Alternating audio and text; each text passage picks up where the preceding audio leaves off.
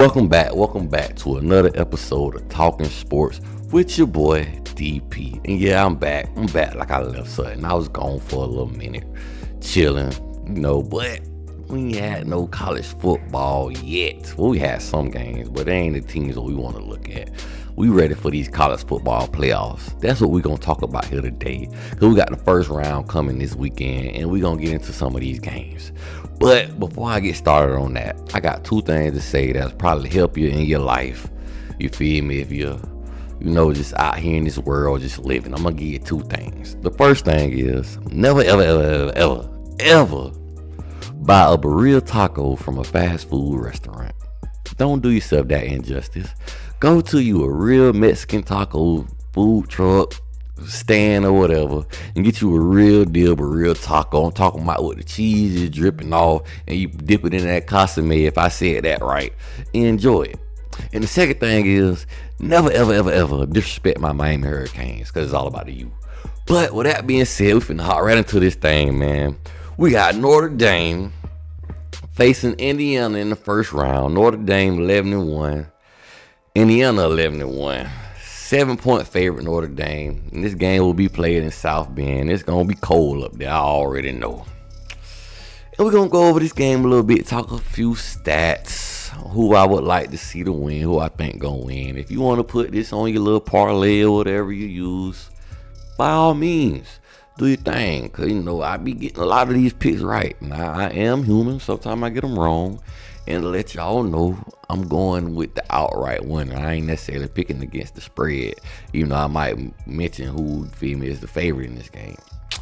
But with that being said, we got Notre Dame coming into this game averaging 421 yards per game, 196 passing, 224 rushing, averaging 39 points per game. Defense allowing 296 yards per game, giving up 157 passing and giving up 138 rushing, allowing 13 points per game. This Notre Dame defense been playing good pretty much for the better half of this year, to be honest with you. I kind of underestimated Notre Dame. Almost every game I picked them in for the most part. It's a few games I thought they were going to lose in, but it's some games I also, gave them the win because I feel like they had the better team. I got to give Notre Dame some respect, man. I got to give Riley Leonard more respect than I gave him. He's starting to look more like a quarterback that can run, you feel me? And that Notre Dame defense is biting. Them boys ain't playing around. Riley Leonard coming into this game with 2,092 passing yards, 16 passing touchdowns, 5 INTs, 124 carries on the season with 721 rushing yards and 14 rushing touchdowns. Yes, this is the quarterback. And I got to give a shout out to Notre Dame star safety Xavier Watts. 50 tackles on the season, 5 INTs, 1 forced fumble. And I'm pretty sure, if I said this name correctly, the defensive lineman for Notre Dame, Riley Mills, 35 tackles on the season, 6.5 sacks. And Notre Dame has the 10th best rush offense and the 3rd best pass defense. Now, mind you, they're going against Indiana. Indiana has the number 1 rush defense in the nation. But I feel like those numbers a little fluctuated. Because when they played tough competition, they struggled a little bit against Michigan. And Michigan, they was out there fighting with them. They was in the dog fight with Michigan. And then Ohio State gave them that work, gave them that business. But Indiana coming into this game averaging 438 yards per game. Yes, they got a high-powered offense. They like to sling that rock. Averaging 265 passing and 173 rushing, and averaging 43 points per game. Defense allowing 244 yards per game, giving up 174 passing and only allowing 70 rushing yards per game, giving up 14 points per game. Curtis Roy, he's gonna have to have one of the games of his life. If they can get him some kind of protection, maybe Indiana might can ink this one out because they're able to run the ball. But are they going to be able to do that against Notre Dame? Notre Dame defense is real feisty. It's real shiesty this year, man. I ain't going to even lie to you. I can't deny to you, man.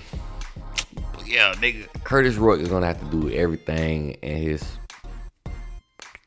ability, you feel me, to get this W. They're going to have to put Curtis Rourke in the best positions to win, which I don't think it's going to happen. I think Notre Dame is going to be too much for Indiana. I think Notre Dame has been playing very physical this year. The defense has been playing nasty. Riley Leonard, he's been balling lately, you feel me? So I don't think Indiana got enough to handle that. I kind of gained respect for them in the Michigan game, but at the same time, Michigan, they barely made it over 500 this year thanks to Ohio State. But when Indiana played Ohio State put foot to ass. So with that being said, I'm picking Notre Dame to win. And hey, I'm going to pick Notre Dame to cover the 7 points also, man. But so we're going to move on from there. Get to this next game. We got SMU 11-2 on the season versus Penn State. Also 11-2 on the season. They got Penn State an 8.5 point favorite. Yeah, man. I feel like it's going to be a tough one for SMU, man. They're a pretty balanced team for the most part. SMU offense coming in the game averaging 443 yards per game, 267 passing yards per game, and 176 rushing yards per game, averaging 38 points per game. Defense allowing 326 points per game, giving up 232 passing, and only giving up 93 rushing yards per game, allowing 20 points per game. Now, like I was kind of saying about Indiana, the quarterback for SMU, Kevin Jennings, he's going to have to play a hell of a game. Him and Rashad Smith. Kevin Jennings on the season, 3,050 yards passing, 22 touchdowns and 8 INTs, 93 carries and 379 rushing yards and 5 rushing TDs. But they're going to need a big game out of Kevin Jennings. He's going to have to limit his mistakes. He's going to have to take care of that football also. And they're going to definitely need a big game out of Rashad Smith, which I don't know, man. I don't think this Penn State defense is going to allow a lot of that action that SMU can give you, if we being real. Rashad Smith on the season though with 217 carries, 1,270 rushing yards, 14 rushing TDs, and 5.9 yards per carry, 35 receptions, 303 yards receiving, and 4 receiving touchdowns. And I also gotta say this, man, if SMU is gonna have a chance also, Kevin Jennings is going to have to ball, have the game of his life. Rashad Smith is going to have to do his thing and have a hell of a game. And this SMU defensive line is going to have to come play their hearts out. They're going to have to let it all hang out this game. They're going to have to get with it. They're going to have to get busy. And it's impressive that they have 40 sacks on the season as a defense. So they can get after the quarterback. But this is Penn State. They got O linemen. They got D linemen. I don't know how I feel about SMU in this matchup. I don't think they got a good chance. And they finna go up there in the cold in Pennsylvania. I don't know. It's not looking good for SMU. But I will say, to SMU credit, SMU got the number 1 ranked rush defense. But they got the 91st ranked pass defense. Now, if I'm Penn State, even though SMU is not that strong when it comes to defending the pass, I'm not putting this game in Drew Allar's hand. It's playoff time. I feel like Penn State got one of the easier routes to make it to the Natty, and all they got to do, run the ball and play defense. That's all. That's the recipe to success for Penn State in this playoff, especially with the path that y'all got. You run the ball and you play defense. Do not put this game in Drew Allar's hand. He's an okay quarterback. I'm not going to say he's the worst out there. I don't feel like he's bad. I just feel like he's okay. And I don't feel like you're going to need him to win this game for you with his arm. Run that football. But Penn State coming into this game, averaging 448 yards per game, 246 passing, and 202 rushing. That's nice. 33 points per game. Defense allowing 282 yards per game, giving up 178 passing and giving up 103 rushing, allowing 16 points per game. Now, why I said Penn State should run the ball is because you have 2 running backs with over 800 yards on the season. Nick Singleton coming in this game, 131 carries, 838 rushing yards, 7 rushing TDs, 6.4 yards per carry. And he also has 37 receptions for 335 receiving yards and 5 receiving touchdowns. And Katron Allen also has 173 carries, 822 rushing yards, 6 rushing TDs, 4.8 yards per carry. And I don't care what y'all got to do, but get Weapon X, Tyler Warren, involved into this offense also this game. Whatever you got, put him in the backfield, whatever you got to do, line them up here, there, it don't matter. But make Tyler Warren get these SMU Mustangs the business. Tyler Warren on the season, tight end also, 88 receptions, 1,062 receiving yards, 6 receiving touchdowns, and 12.1 yards per catch. So with this game, I'm picking Penn State for the simple fact I think Penn State just have too much for SMU. They got more depth. They got a defensive line that's aggressive and nasty. I don't see SMU winning this one, man. Now, they could come out here and compete because, that transfer portal did give SMU a little size. But I just think Penn State got too much depth. I feel like James Franklin going to get the job done. But Penn State just run this football. Put Nick Singleton and Katron Allen to work. Let them run this thing everywhere and involve Tyler Warren into your game plan. And that's the recipe for success for Penn State to win this ball game. Now, I'm going to talk about another game in the first round. Let me get a little water break. Been talking,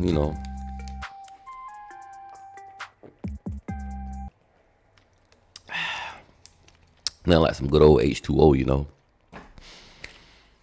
For the next game I'm going to talk about, we got Clemson coming into this game 10-3 versus Texas 11-2. They got Texas a 12-point favorite.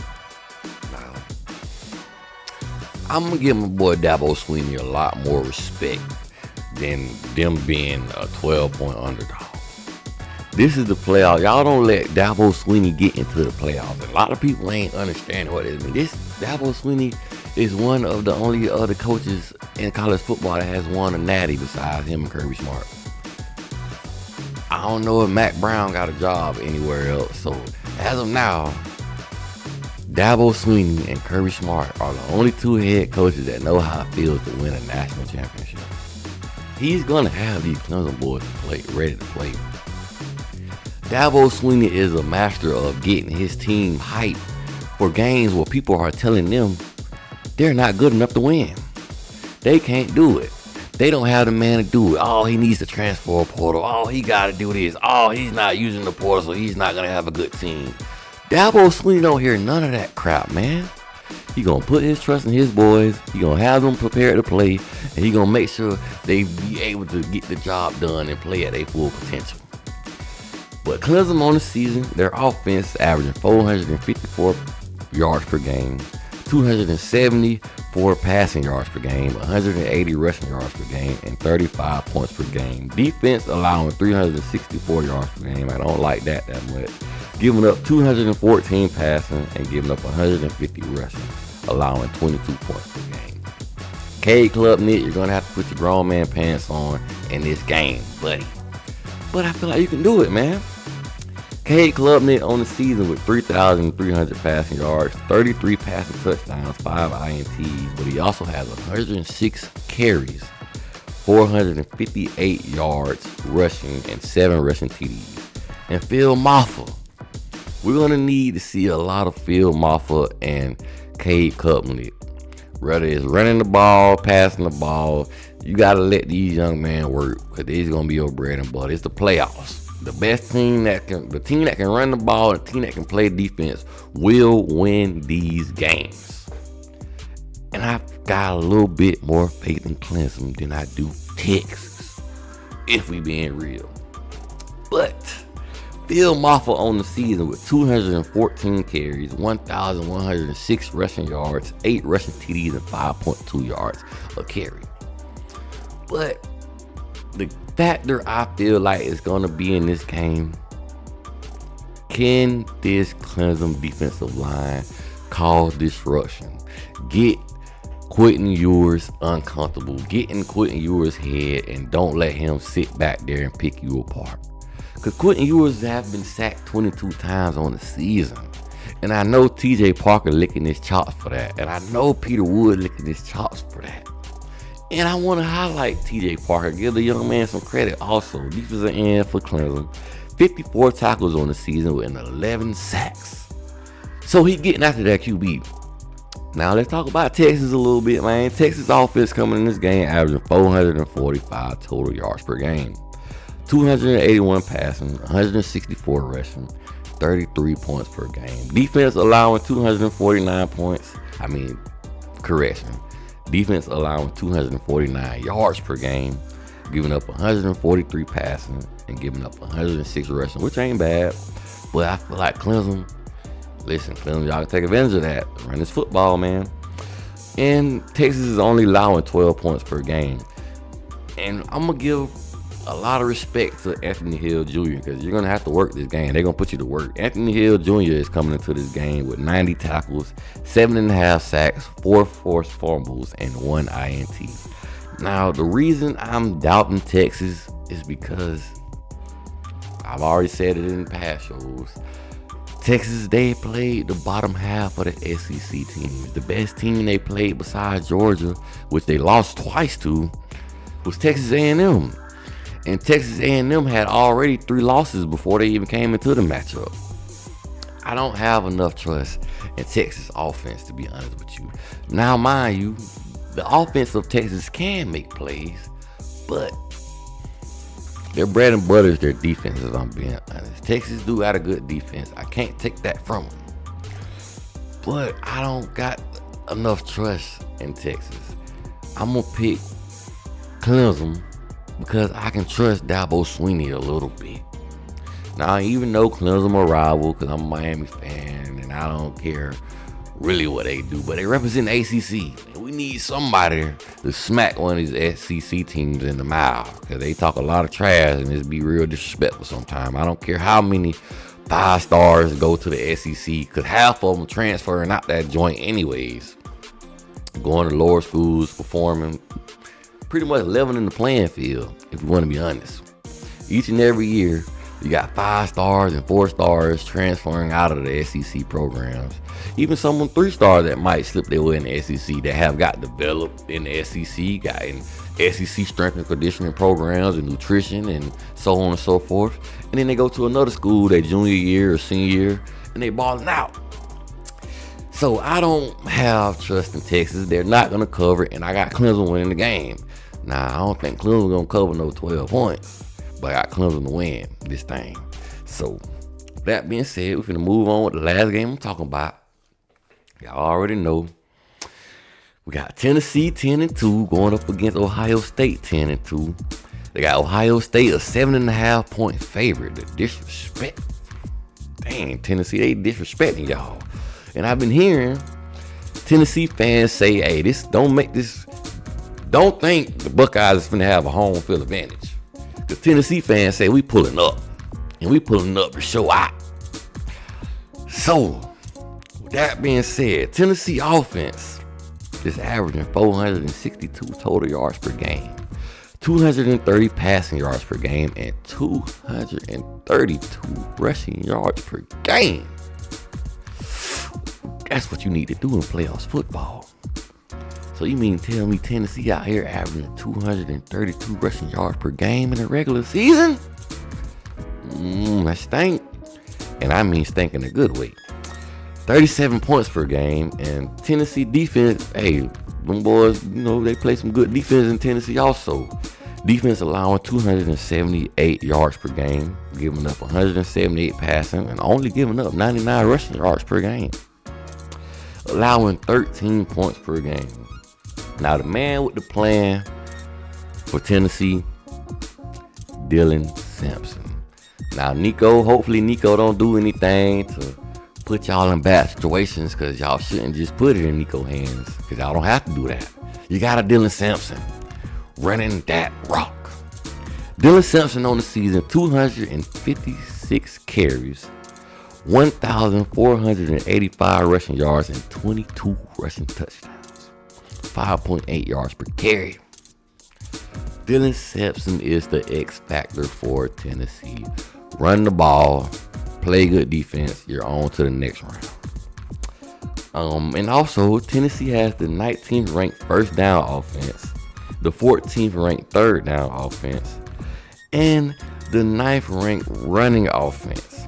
Now, we're going to talk about Ohio State a little bit, but before I get into Ohio State, man, I see a lot of flaws over there.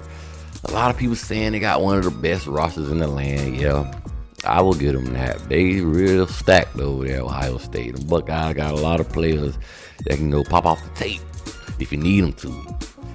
But this season, they really hasn't been looking as explosive as one would thought they would look, if we're being honest. The offensive line, they ain't all that. The offensive line pretty mediocre this year. And Will Howard, quarterback Will Howard, I don't know how much trust I have in Will Howard to get this job done. He hasn't played bad, but he hasn't played just astronomical neither, though. So, to get into a little bit of their stats before I move on, talk too much in depth. Offense for Ohio State, averaging 423 yards per game, 254 passing, 169 rushing, and averaging 35 points per game. Defense allowing 241 yards per game, giving up 144 passing yards per game, and only giving up 96 rushing yards per game, allowing 10 points per game. But I'm not sure if Ohio State seeing anything like Dylan Sampson or offensive line that Tennessee gonna bring in there. These ain't no little boys that's finna come up here in Ohio State and Columbus. If we being honest, this ain't no little team. Tennessee got what they need and got the recipe for success in this game. They're able to run the ball, and they got a pretty good defense. I'm liking that. I like that in playoff football. I like any team that's able to run the ball and play defense. As y'all can see, I've been saying it the whole show this time. But what I will say, a key factor for Ohio State, get Jeremiah Smith the ball. I don't care if you got to put him in the backfield. I don't care if you got to do jet sweeps, wide receiver screens. I don't care what you got to do. But get Jeremiah Smith that rock. Jeremiah Smith on the season, true freshman, by the way, 57 receptions, 934 receiving yards, 10 receiving touchdowns, and 16.4 yards per catch. Now, why I say get Jeremiah Smith the ball, because like I told you, the run block of Ohio State hasn't been all of that. They have the 59th ranked rushing offense this year.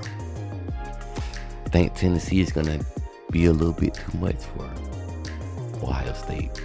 Because mind you allowed a Michigan team to come and beat you, and really all they did was out physical you. They was the more physical team. They wanted it more.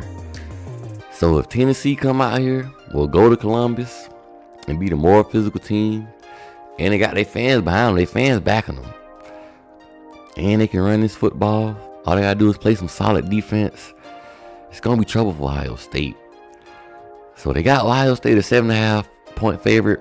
I don't like it at all. I'm picking Tennessee to win this game. And guess what? I might pick Tennessee to cover the 7.5 points also. So I got Tennessee winning this thing. And this is the last game I'm gonna talk about. The transfer portal has been amazing. My Canes, we got one of the second best safety in that thing. And I want to see what else we get before I go into depth as far as talking about the transfer portal. But the week of the Miami Hurricanes bowl game, I will be covering that game. I will be talking about that also, even though we ain't in the playoffs, because this is the college football playoffs what I'm talking about right now. But other than that, I think that's all I got for you, man. I had to come back, show some love. Hopefully I got y'all 4 wins on your parlay, you feel me? But with that being said, like, share, subscribe. It's all about you. And your boy DP is out, baby.